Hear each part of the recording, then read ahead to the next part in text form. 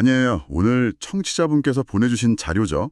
매튜 헨리 주석을 바탕으로 창세기 37장, 바로 그 요셉 이야기를 함께 깊이 들여다볼까 합니다. 네, 뭐랄까, 한 가족 안의 그 복잡한 애증 관계, 또 꿈과 배신, 그리고 그 모든 것을 아우르는 거대한 계획까지.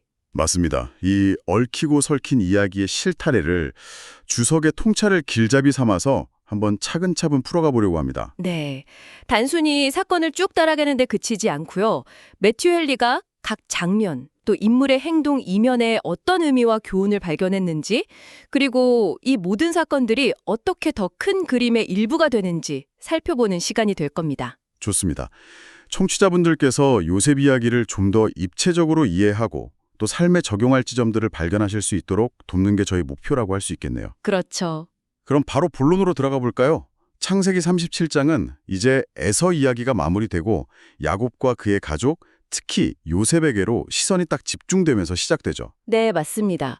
주석은 먼저 야곱이 그 약속의 땅 가나안에 살고는 있지만 여전히 나그네로 살고 있다는 점을 상기시켜요. 아, 나그네. 그러니까 이 땅에서의 삶이 끝이 아니라는 거군요. 그렇죠. 여기가 종착지가 아니라 저 하늘 본향을 향해 가는 여정이라는 걸 암시하는 거죠. 완전한 안식은 아직 오지 않았다는 의미로도 볼 수 있고요. 그리고 이제 17살 소년 요셉이 등장합니다.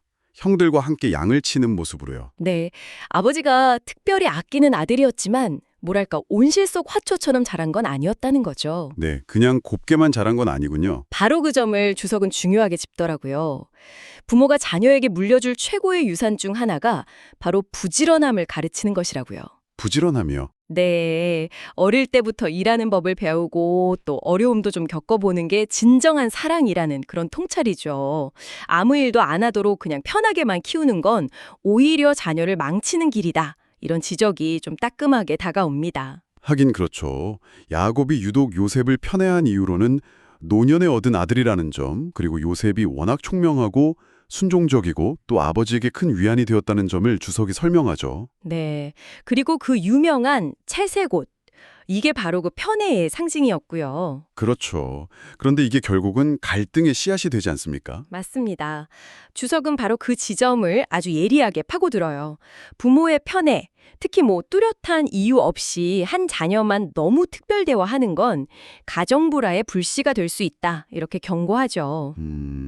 형제들이 요셉을 미워하게 된 직접적인 원인이 바로 아버지의 이 편애였다. 이렇게 분석을 합니다. 시기심과 분노를 유발했다는 거죠. 네. 게다가 요셉이 형들의 잘못을 아버지에게 알리는 일까지 벌어지잖아요. 형들 입장에서는 이걸 고자질이라고 생각했을 테고 미움이 더 커졌을 것 같아요. 여기서 이제 주석의 해석이 흥미로운데요. 우리가 흔히 고자질이라고 생각할 수 있는 요셉의 행동을 단순히 남을 험담하는 게 아니라 그 공동체의 거룩함을 지키려는 충성심으로 재해석합니다. 아, 충성심이요? 네, 악을 보고 그냥 침묵하는 게 아니라 바로잡을 권위가 있는 아버지에게 알리는 책임감으로 본 거죠. 형들을 미워해서가 아니라 오히려 바로잡고 싶어서 한 행동이라는 해석이에요. 그렇군요. 물론 그 결과는 형들의 아주 격렬한 미움이었고요. 주석은 이걸 또 하나님께 속한 자가 세상에서 종종 겪는 미움과 연결짓습니다. 하늘이 축복하는 자들을 지옥은 저주한다는 표현이 그 의미를 아주 함축적으로 보여주죠. 형들을 바로잡으려는 충성심이었다는 해석은 확실히 좀 새로운 관점이네요. 하지만 그 의도가 어떠했든 결과적으로 형제 사이의 골은 더 깊어진 것만은 분명해 보입니다. 그렇죠. 이런 갈등 상황 속에서 이야기는 이제 요셉의 꿈으로 넘어갑니다. 네, 창세기 37장 5절 이하에 기록된 그 두 가지 꿈이죠. 첫 번째는 밭의 곡식단 이야기, 두 번째는 해와 달과 11별이 절하는 이야기. 네, 이 꿈들이 그냥 평범한 소년의 허황된 상상은 아니었던 거죠. 하나님께서 왜 이 시점에 요셉에게 이런 미래의 영광을 보여주셨을까 하는 궁금증이 생기는데요. 이제 막 17살 된 소년에게는 너무 벅찬 계시가 아니었을까요? 주석은 이걸 다가올 아주 혹독한 시련에 대한 예방주사와 같다고 설명을 해요. 예방주사요? 네, 앞으로 요셉이 겪게 될 그 길고 외로운 고난의 시간을 견뎌낼 수 있도록 하나님께서 미리 그 앞에 놓인 기쁨, 그러니까 장차 누릴 영광과 성취를 보여주심으로써 소망을 심어주셨다는 거죠. 시련을 허락하실 때는 반드시 위로와 또 감당할 힘도 함께 주시는구나 하는 하나님의 세심한 배려를 엿볼 수 있는 대목입니다. 시련에 대한 예방주사라니 참 흥미로운 비유네요. 하지만 요셉이 이 꿈 이야기를 형들에게 전했을 때 그들의 반응은 불에 기름을 부은 격이었죠. 그쵸. 네가 참으로 우리의 왕이 되겠느냐 하면서 막 비웃고 분노했습니다. 네. 중요한 건 형들이 꿈의 의미, 그러니까 요셉이 자기들을 다스리게 될 거라는 그 핵심을 정확히 간파했다는 점 아니겠습니까? 맞습니다. 그래서 더 분노한 것이죠. 주석은 여기서 한 걸음 더 나아가서 세상이 그리스도의 통치를 인정하지 않고 거부하는 모습을 이 형들의 반응에 빗대어 설명하기도 합니다. 꿈의 의미를 알았기 때문에 더 분노했다는 것, 참 아이러니합니다. 아버지 야곱의 반응은 형들과는 좀 달랐던 것 같아요. 겉으로는 요셉을 꾸짖었지만 성경은 그의 아버지는 그 말을 간직해 두었더라 라고 기록하고 있죠. 창세기 37장 11절에요. 네, 맞습니다. 야곱은 아마 형들의 눈치를 받거나 아니면 이미 세상을 떠난 아내 라헬, 즉 달까지 절한다는 내용의 인간적인 의문을 품었을 수도 있어요. 그럴 수 있겠네요. 주석은 여기서 우리가 하나님의 약속이나 계획의 모든 세부사항을 당장 다 이해하지 못할 수도 있다는 점을 지적합니다. 야곱처럼 어떤 부분 때문에 전체를 의심할 수도 있지만 중요한 것은 그럼에도 불구하고 그 말씀을 마음에 품고 간직하는 태도라는 거죠. 야곱은 비록 당장은 다 이해하지 못했어도 이 꿈을 쉽게 잊지 않고 오랫동안 마음에 새겼을 것이다. 이렇게 주석은 해석합니다. 자, 이제 이야기는 새로운 국면으로 접어듭니다. 요셉이 아버지의 명을 받아서 형들을 찾아 멀리 길을 떠나는 장면이죠. 네, 세겜으로 갔다가 거기 없다는 말을 듣고 도단까지 찾아 나서죠. 형들이 자기를 미워하는 줄 알면서도 순종하는 모습, 이게 참 인상 깊습니다. 주석은 요셉의 이 행동에서 단순한 순종을 넘어서 아주 적극적인 사랑의 실천을 발견합니다. 사랑의 실천이요? 네, 우리를 미워하는 자를 사랑하라는 교훈을 몸소 보여준다는 거죠. 형들이 자기한테 어떻게 대하든 자신은 마땅히 해야 할 동생으로서의 도리 그리고 사랑을 다하는 모습이라는 겁니다. 특히 아버지가 지시한 세겜을 넘어서 도단까지 찾아가는 모습에서 그 의무감과 형제의 깊이를 엿볼 수 있다. 이렇게 주석은 평가합니다. 하지만 요셉의 이런 순수함과 선의는 정말 끔찍한 악의와 마주하게 됩니다. 멀리서 오는 요셉을 본 형들이 살해 음모를 꾸미는 장면엔 정말 섬뜩해요. 네, 우발적인 행동이 아니라 아주 계획적이고 냉정한 악의가 느껴지죠. 그렇죠. 자, 꿈꾸는 자가 오는도다. 그를 죽여 한 구덩이에 던지고 그의 꿈이 어떻게 되는지 우리가 볼 것이니라. 창세기 37장 19절 20절 말씀인데요. 이들의 말에는 요셉 개인에 대한 징후를 넘어서 그의 꿈으로 대표되는 하나님의 계획 자체를 좌절시키려는 어떤 오만함과 도전이 담겨 있습니다. 하나님의 계획 자체를요? 네, 주석은 하나님의 계획을 인간의 힘으로 막으려는 시도는 결국 헛될 뿐임을 강조합니다. 이때 맏형 루벤이 나서서 죽이지는 말고 구덩이에 던지자고 제안하죠. 동생을 살리려는 의도였던 것 같은데. 네, 표면적으로는 르우벤의 선한 의도가 좀 엿보입니다. 다른 형제들과 달리 동생의 피를 흘리는 것을 꺼렸고 나중에 몰래 구해주려고 했죠. 주석은 르우벤이 장자로서 요셉에게 아버지의 사랑을 빼앗긴 입장이었음에도 불구하고 동생을 보호하려 한 점을 긍정적으로 평가합니다. 하지만 여기서 더 깊이 들어가면 르우벤의 이 어정쩡한 타협안조차 결국 요셉을 애굽으로 보내시려는 하나님의 더 큰 계획 안에서 사용되고 있음을 주석은 지적합니다. 결국은 하나님의 계획 안에서요? 그렇죠. 인간의 계획과 의도가 어떻든 하나님의 섭리는 그 모든 것을 아우르면서 당신의 뜻을 이루어 가신다는 거죠. 여기서 주석이 요셉을 그리스도의 모형으로 본다는 언급이 나오네요. 이 모형이라는 개념이 좀 생소하게 들릴 수도 있을 것 같습니다. 네. 모형 또는 예표라는 것은요. 구약의 특정 인물이나 사건, 제도가 신약에 오실 예수 그리스도나 그분의 사역 혹은 하나님 나라의 실체를 미리 보여주는 그림자 같은 역할을 한다는 신학적인 개념입니다. 그림자 같은 역할이요? 네.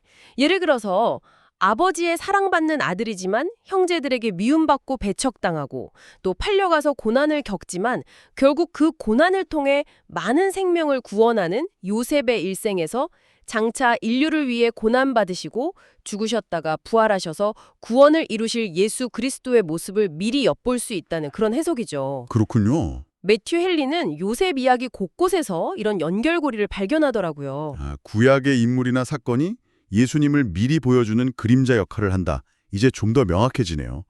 자, 그럼 루벤이 잠시 자리를 비운 사이에 형들은 요셉의 채색 옷을 벗기고 그를 마른 구덩이에 던져버립니다. 네, 이게 단순히 옷을 빼앗는 행위, 그 이상의 의미가 있어 보이는데요. 그렇습니다. 그 채색 옷은 아버지의 특별한 사랑, 그리고 요셉의 정체성을 상징했죠.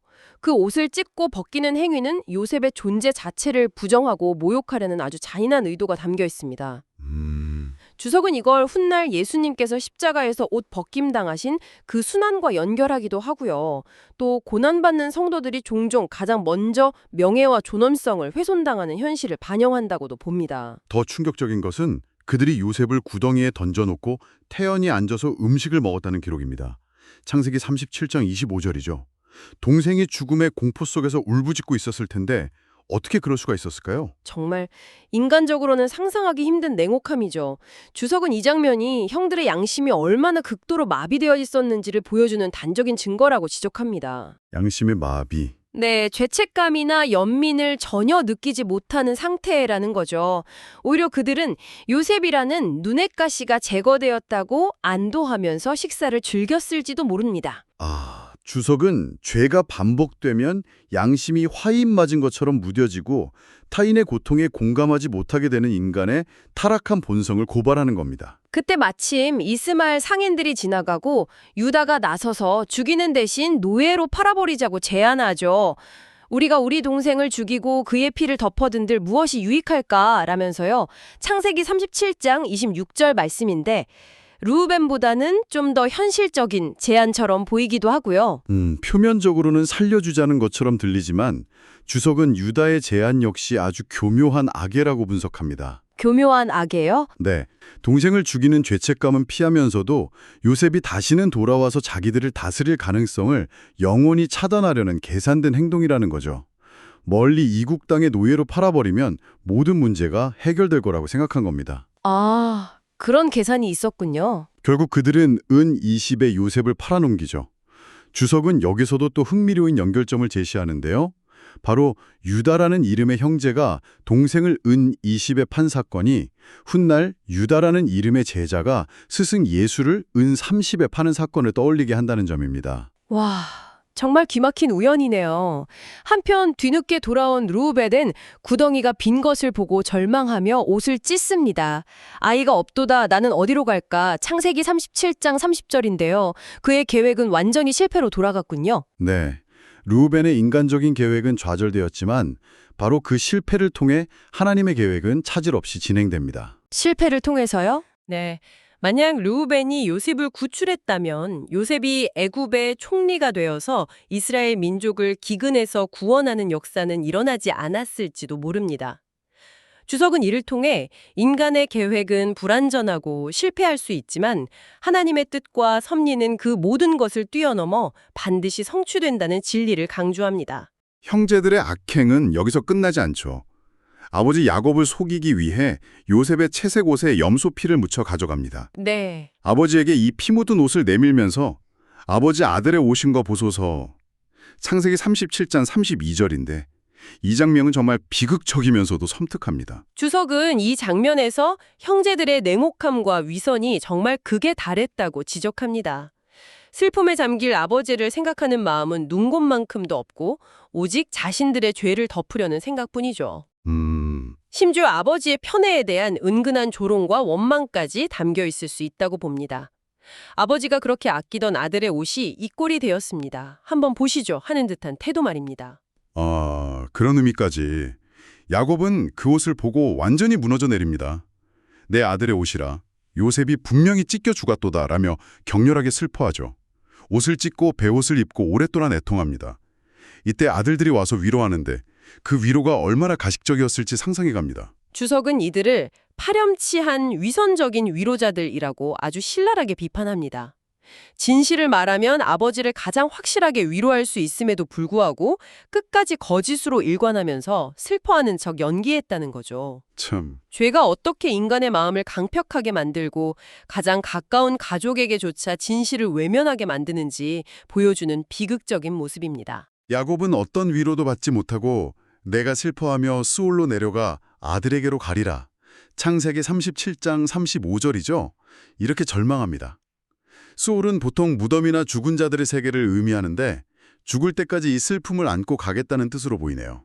그렇습니다. 주석은 이 야곱의 깊은 슬픔을 통해서 몇 가지 교훈을 이끌어내요. 첫째는 피조물에 대한 지나친 애착은 그것을 잃었을 때 감당하기 어려운 슬픔으로 이어질 수 있다는 점. 네. 둘째는 우리는 종종 실제 일어난 일보다 더 끔찍한 상상으로 스스로를 괴롭힌다는 점입니다. 야곱은 요셉이 맹수에게 찢겨 죽는 최악의 상황을 상상했지만 만약 노예로 팔려갔다는 진실을 알았다면 그 또한 다른 종류의 엄청난 고통이었을 거라는 아이러니가 있죠. 그렇겠네요. 셋째, 그리고 가장 중요한 것은 이 모든 인간적인 비극과 혼란 속에서도 하나님의 주권적인 계획은 멈추지 않고 진행되고 있었다는 사실입니다.